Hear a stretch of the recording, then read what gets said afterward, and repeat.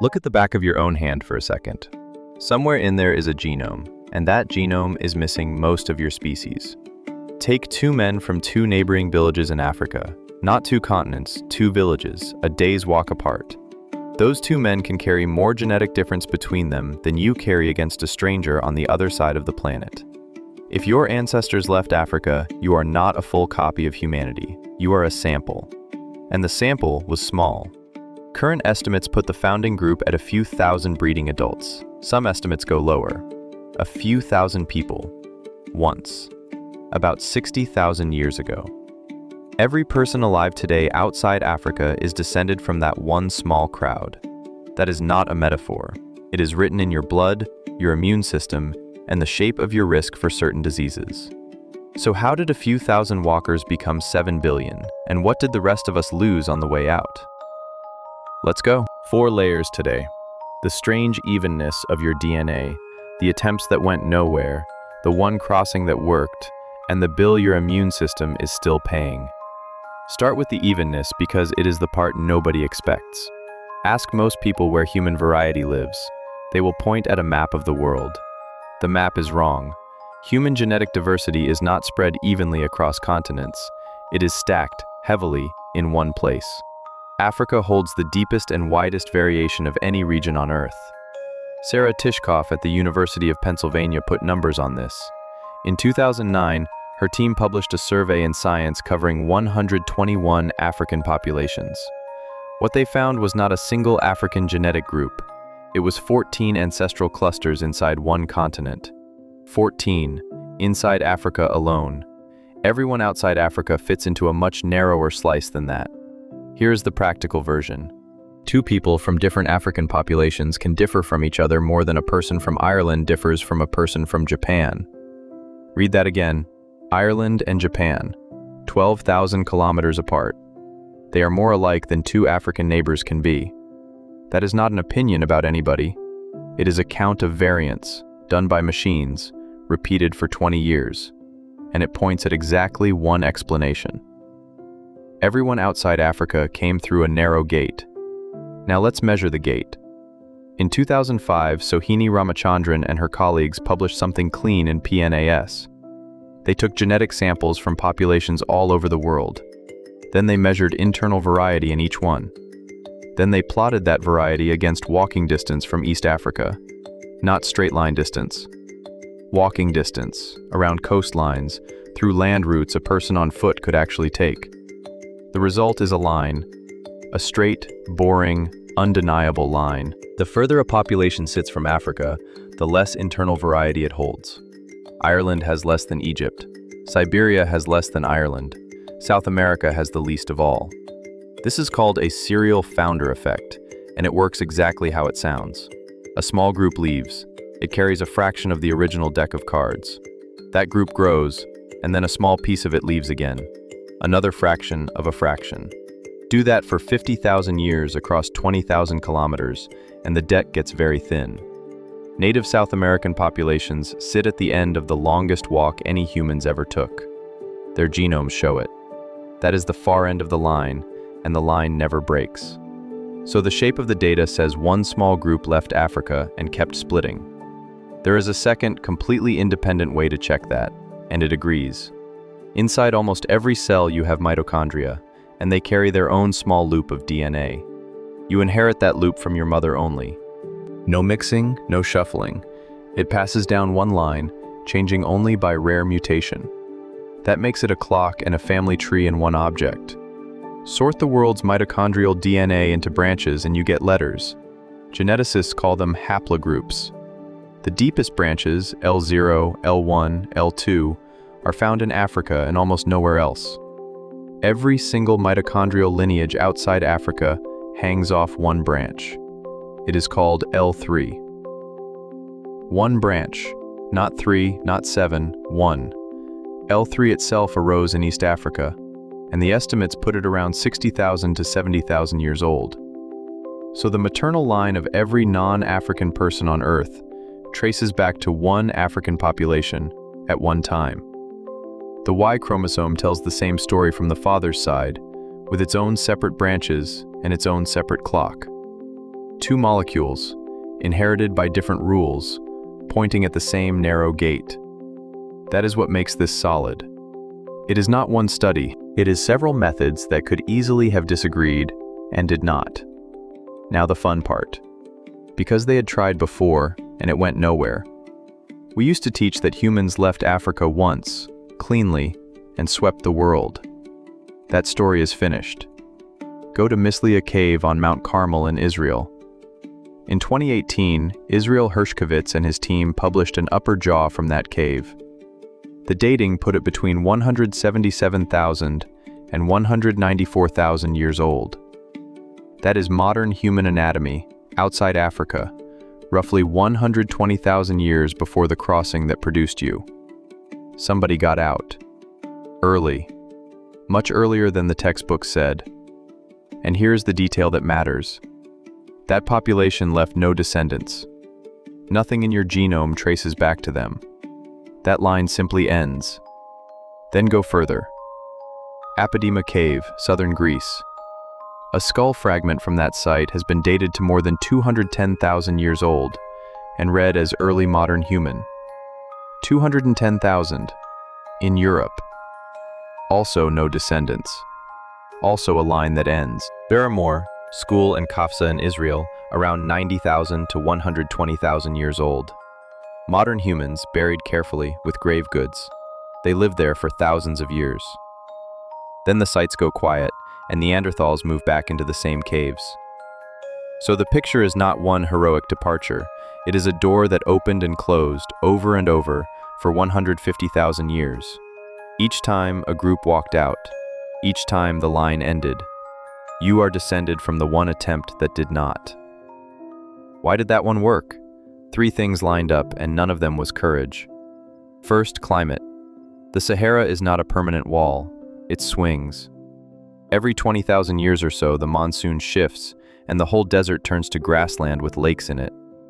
Geologists call these green Sahara periods. There have been many. During a green phase, walking north out of East Africa is not an expedition. It is just walking. When the desert returns, the door shuts, and whoever is on the far side is on their own. Second, sea level. During cold phases, water gets locked into ice sheets and the oceans drop. At the southern end of the Red Sea, there is a strait called Bab el-Mandeb. Today, it is about 30 kilometers of open water. At a glacial low, it narrows sharply, with islands in the gap. That is not a voyage. That is a series of short hops with land in sight. Third, and this is the one people skip, there was already somebody on the other side. Europe and Western Asia were occupied. Neanderthals had been there for 300,000 years, and they were good at it. Every early group that walked out walked into a continent that already had specialists in it. So the crossing that worked was not the bravest one. It was the one where the timing was right and the far side had room. Now, the size of that group. This is where the numbers get uncomfortable. Geneticists estimate something called effective population size. It is not a head count. It is the size of an idealized population that would produce the amount of variation we actually observe. For the founders of everyone outside Africa, that number comes out low, commonly a few thousand. The real head count was probably larger, because effective size runs smaller than a census. But even generously, we are talking about a founding group you could fit in a few village squares. From that, in 60,000 years, about 7 billion people. 7 billion from a crowd that would not fill a small stadium. And that is only the most recent squeeze. There is an older one, and it is worse. In 2023, a team published a model in Science using genomes from more than 3,000 living people. Their method looked backward for signals of ancient population size. What they reported was a crash between roughly 930,000 and 813,000 years ago. The estimate, about 1,280 breeding individuals, for around 117,000 years. Read that again. Not 1,280 people for a bad decade, for 117,000 years. If that model holds, our whole lineage spent more than 100,000 years at a size that would put a modern species on an endangered list. The finding is debated, and I will say that plainly. Other teams argue the method can produce a crash that was not there. But it is published, it is serious, and it fits a pattern the rest of the evidence keeps showing. We are not an old, wide, deeply varied species. We are a young one that keeps nearly running out. Which brings us to the center of this. You were not built from the whole species. You were built from a sample of it. Everything about your body reflects that, not your abilities, your inventory. You have the standard human equipment. You have a narrower set of versions of it. And there is one system where that matters more than anywhere else: your immune system. Here is how immunity actually works in one pass. Your cells display fragments of whatever is inside them on their surface. The molecules that do the displaying are called HLA. A T cell walks past, reads the fragment, and decides whether that is you or an invader. The catch is that each HLA version can only present certain shapes. One version cannot show everything. So a population's defense depends on how many different HLA versions it holds between all its members. More versions means more pathogens that somebody in the group can recognize fast. If you want to see where that road ends, look at a cheetah. Cheetahs went through a brutal squeeze roughly 10,000 years ago. Their numbers collapsed and stayed collapsed. The genetic result is famous. Cheetahs are close to identical to each other. In the 1980s, researchers tested this directly. They took a patch of skin from one unrelated cheetah and grafted it onto another. An immune system is supposed to reject foreign tissue immediately. Yours would. The cheetahs accepted the grafts. Their immune systems could not tell one individual from another. That is what a deep bottleneck looks like from the inside. Not weakness, sameness. Humans are nowhere near that. We are not cheetahs, and this is not a warning. But the direction is the same direction, and it is worth knowing which way you are standing. HLA genes are the most variable genes in the human genome. There are thousands of known variants, and the count is not spread evenly. African populations carry the widest HLA diversity on Earth. Populations at the end of long migrations carry the least. Now put that together with what a founder group is. A few thousand people carried out only the HLA versions they happened to have. Everything the rest of the species was carrying stayed behind. Not because it was bad, because those people did not come along. There is a second layer. Some of the incoming versions came from somebody else entirely. Svante Pabo spent decades pulling DNA out of ancient bone, and in 2010, his team published the Neanderthal genome in Science. The comparison was immediate and strange. People outside Africa carry roughly 1.5 to 2% Neanderthal DNA. People whose ancestry is entirely within Africa carry close to none. So the small group that got out met the specialists, and the two populations mixed. Then it happened again. In Asia, with a group we call Denisovans, known first from a single finger bone, some populations in Papua New Guinea and Melanesia carry around 4 to 6% Denisovan DNA, and some of that borrowed code is doing real work. A Denisovan version of a gene called EPAS1 sits in Tibetan populations and helps with low oxygen at altitude. Several of the surviving Neanderthal segments sit in immune genes. Think about what that means. The founder group left Africa with a thin deck. Then it picked up cards from the people already living there and kept the ones that helped. So what ended it? Not the departure. The departure was the start. What ended the width of your inheritance was distance, repeated. Watch the chronology, because it is the same move over and over. Around 60,000 years ago, one group crosses, first cut. Around 45,000 years ago, a piece of that group turns west into Europe, second cut. Another piece turns east along the coast toward Asia, another cut. Around 20,000 years ago, a group sits in Beringia, isolated between ice sheets for thousands of years. That is a cut and a squeeze together. That one deserves a stop because it is the most extreme version of this whole process. Beringia was not a bridge in any normal sense. At the glacial low, it was a landmass around 1,600 kilometers from north to south, a subcontinent with its own grassland, its own animals, and its own weather. The genetic evidence points to a population sitting there, cut off, for something like 5,000 to 8,000 years. Ice to the east, open ocean to the south. Behind them, Siberia, and people already know how hard Siberia is. We know humans were up there early. The Yana site in Arctic Siberia has tools and worked mammoth ivory dated to about 32,000 years ago. 71 degrees north, in the Ice Age, with no metal and no maps. Then the ice opened, and that isolated group walked south into two empty continents. Every indigenous population of the Americas descends from that one long pause, which is why the line in Ramachandran's data drops furthest exactly there. It is the end of the longest walk, after the longest wait. Then that group moves south into the Americas, and splits again.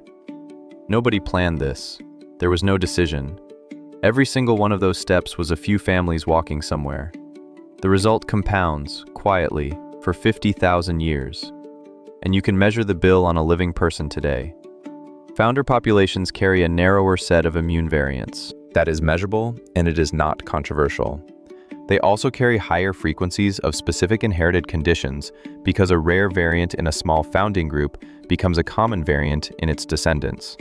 That mechanism has been documented in isolated populations all over the world. Iceland, Finland, Quebec, island populations across the Pacific. The pattern is always the same: small founding number, long isolation, and a handful of variants that would have stayed rare in a larger pool. Nothing about that is a flaw in anybody. It is arithmetic. And it is the arithmetic of a species that walked a very long way in a very small group. We traded the depth of an entire continent for the width of an entire planet, and most of us never even knew it was gone. Now the part that makes this less bleak. That thin deck built everything you see. A small group with limited variation moved into environments nothing in its history had prepared it for. Ice, altitude, deserts, coastlines with unfamiliar food, winters with 4 hours of light. And it worked, because humans do not adapt only through genes. We adapt through culture, and culture moves faster. A gene needs generations. A sewing needle needs an afternoon. Look at what shows up in the archaeology right after the crossing. Eyed needles, tailored clothing, boats good enough to reach Australia by about 50,000 years ago, across water that never fully closed. That crossing to Australia is the proof, and it deserves more than one line. Go to Majed Bibi, a rock shelter in northern Australia. The dating published in 2017 put occupation there at around 65,000 years. Ground stone axes, ochre, grinding stones, all of it that early at the far end of the world. Now look at the map they had to solve. Between Asia and Australia there is a boundary called the Wallace Line. On one side, Asian animals. On the other, marsupials. That line exists because there is deep water there, and deep water does not disappear when sea level drops. Even at the lowest glacial sea level, reaching Australia required open sea crossings. Estimates put the shortest workable gap at around 90 kilometers. 90 kilometers of open water, out of sight of the far shore for part of it. That is not a raft that drifted. Drifting does not populate a continent. You need a vessel, a crew, and enough people making the trip to start a viable population on the other side. 65,000 years ago, somebody looked at an empty horizon and decided there was something past it. There was no land bridge the whole way. Somebody built something that floated and used it on purpose. The narrow group compensated with tools, and it moved faster than any large animal has ever spread. And the mixing helped. The Denisovan altitude gene is a small group borrowing a solution it did not have time to evolve. Now, what if it had gone differently? What if that one crossing had also ended, like Mislia and Apidima and Kafse? Then, some later group would have tried again, or nobody would have, and the whole species would still be African. What if a much larger group had made it out? You would be carrying a wider immune inventory and a very different medical history. What if the Sahara had stayed green for another 20,000 years and the door had never shut? There would be no clean inside and outside. Genetics would be a smear, not a gate. Some of you are thinking this was Toba, the supervolcano. It nearly wiped us out, and that made the bottleneck. Fair question. For years that was the leading story. Toba erupted in Sumatra about 74,000 years ago, one of the largest eruptions of the last 2 million years. The theory said it triggered a volcanic winter and cut humanity to a few thousand. The evidence has gone the other way. Curtis Marine and colleagues worked a site at Pinnacle Point on the South African coast, where microscopic glass shards from the Toba eruption sit in the sediment. That gives an exact marker. You can see the layer and you can see what people were doing directly above and below it. What they found is that occupation at the site continues straight through. In some measures, activity increases after the ash. Other work on lake cores in East Africa found no sign of the catastrophic cooling the theory required. So Toba was enormous, and it was not the gate. The narrowness of your genome comes from how few people left, not from a mountain. That distinction matters. A volcano is a disaster. A small group walking north is just an ordinary Tuesday that never stopped compounding. So, back to the back of your hand. If your ancestry runs outside Africa, you are the descendant of one crowd that got the timing right, twice. A green Sahara and a low sea. You carry a narrower inventory than the species you came from, plus a few percent of a population that was already there when you arrived. 7 billion people, from a group small enough to know each other's names. And the ones who stayed still hold the deep end of the pool. Most of what our species is, genetically, never left home. One question for the comments. If you could add back one thing your line lost on the way out of Africa, immunity, tolerance for altitude, resistance to a specific disease, what would you take? I already know somebody down there is going to say lactose.